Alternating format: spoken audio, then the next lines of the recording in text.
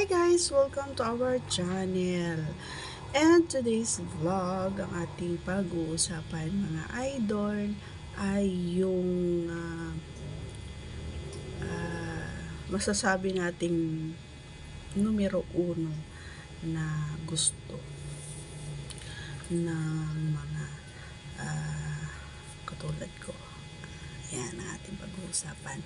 Pero bago natin i-proceed yan, please subscribe po ang ating channel and click our tiny notification bell para ma-update tayo pag meron tayong new upload videos. At isang malakasang shoutout kay Dustin Bautista. Maraming salamat sa iyong napakagandang komento sa ating mga videos. Thank you so much, idol. Kung ikaw ay gusto mo rin magpa-shoutout on our next vlog, you can comment down below para makita ko on our next vlog. Alright, so yun. Proceed na po tayo sa ating pag-uusapan. Hindi ko sinasabi na lahat ha, pero sasagutin ko lang on my behalf. Ayan, sa nagtanong sa akin kung ano nga ba daw yung number 1 na pinakagusto ko na position. Na-vlog ko na ito mga idol, no? So marahil yung mga nagtanong nito is mga bago pa lang. And minsan yung mga videos ko na yon kapag hinahanap ninyo ay kailangan mong magpa-member para mapanood mo. Ayan.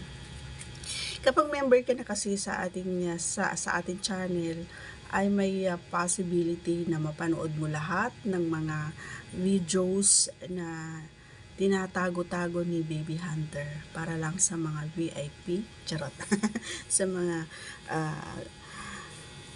gustong makapanood ng mga medyo exciting na mga videos or mga vlogs natin. Okay? And sa mga nagtatanong kung ano yung mga yon, syempre hindi ko sasabihin. Magpa-member ka para malaman mo. Ayan, kung gusto mong magpa-member, i-click mo lang yung join dyan sa baba, and then may mga instruction naman dyan kung paano mo ito gawin. Okay? Alright, so proceed na tayo. Medyo mahaba na yung patalasas natin. Mamaya magalit na si Idol. Okay, so gaya ng sinasabi ko, hindi pare-parehas ang gusto ng mga kababaihan. Magkakaiba kami. Yung iba gusto nila na sila yung nasa ilalim, yung iba gusto nila nasa ibabaw, yung iba gusto nila yung partner nila yung nasa ibabaw, yung iba gusto nila ng talikod, jenik, ganyan. Yung iba naman gusto nila nakatayo, yung iba nakaupo, yung iba nakasandal, yung iba gusto nila sa kusina, yan, sa sala, ganyan, sa iba-iba. Pero diba napaka-exciting kapag ganon, yung very adventurous kumbaga yung kapareha mo. So sana may ganon din akong kapareha, no? Gusto ko yung adventurous na kapareha, yung kahit saan pwede. Diba?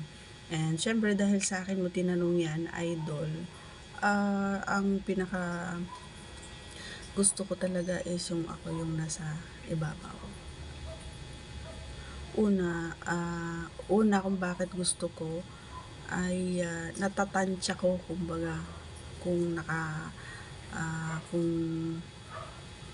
ibaon ko ba or iaangat ko, ganon, or kalahati lang ba o ipo-full ko, ganon. So kayang-kaya kong tansyahin para hindi masyadong masakit kapag sinagat mo. Yun yung point ko doon. And bakit gusto ko yun? Kasi nakikita ko yung mukha niya habang siya ay habang ako ay mabalik doon sa taas niya. Gusto ko nakikita ko yung pagtilik ng mata niya, or di kaya yung pagkagat niya ng labi niya. Yan, yung pagtitig niya sa akin habang ginagawa ko yung bagay na yun. Isa pang bagay kung bakit gusto ko yun, nahahawakan at nahahalikan or nalalaro ko yung kanyang tutong. Kasi may mga boys talaga na gusto nilang nilalaro or medyo inaano mo yung kanilang tutong mo. Ayan, so nag-enjoy sila dun sa part na yun. Alam, isa pang bagay kung bakit ko gusto yun ay malaya ako na mahahalikan ko siya kapag malapit na, kasi ako yun yung palatandaan kapag malapit na ako, hinahalikan ko siya ng napakasang halik. Yan. So, yan yung mga bagay. And isa pa, last but not the least, na kung bakit gusto ko ay